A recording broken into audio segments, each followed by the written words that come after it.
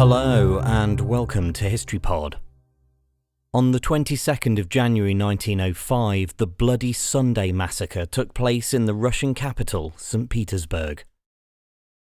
By 1905, there was growing discontent amongst the Russian urban working class.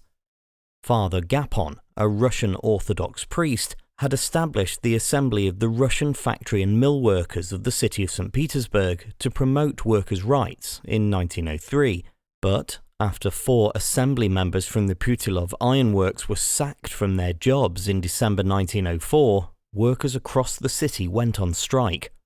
Father Gapon sought to capitalise on the situation by drafting a petition to the Tsar calling for improved working conditions in the factories alongside various other reforms.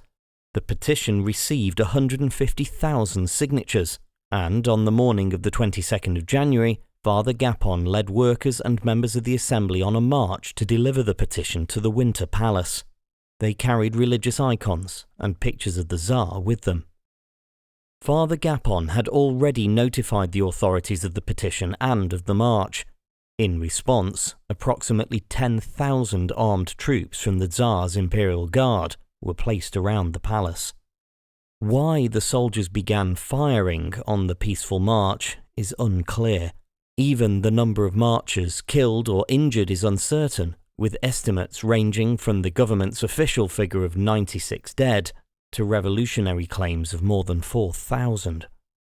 The Tsar was not in the palace at the time and did not give an order for the troops to fire, but despite this, he was widely blamed for the massacre.